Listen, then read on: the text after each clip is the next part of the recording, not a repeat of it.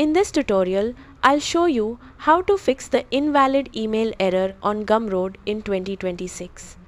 If you see an invalid email error during checkout, login, or account creation, this usually means the email format is incorrect or the browser is causing validation issues. The good news is that this problem is usually very easy to fix. Now let's go step by step. First, carefully check the email for typing mistakes. Most invalid email errors happen because of simple typos like missing the @ symbol, spelling Gmail incorrectly, or adding extra dots.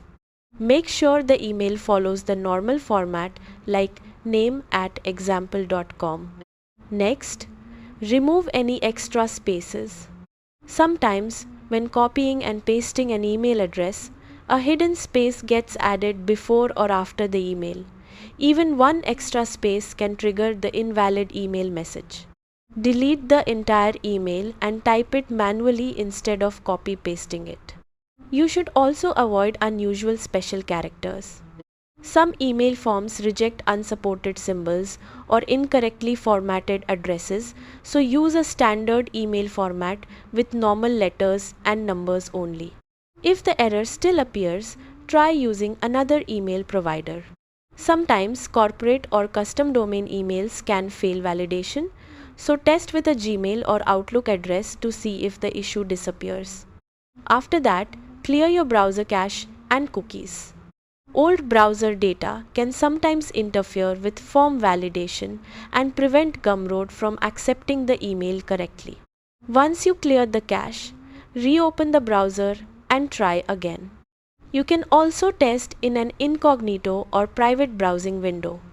If the email works there, the issue is likely caused by browser extensions or corrupted cache data. Another thing you can do is switch browsers completely. Try using Chrome, Brave, Firefox, or another browser and test the email again. Usually, invalid email errors on Gumroad are caused by formatting mistakes, extra spaces, browser cache problems, or unsupported email domains. So retyping the email manually and testing in a clean browser session fixes the issue most of the time. That's it. Once the email is entered correctly and the browser is refreshed, the error should disappear and you'll be able to continue normally.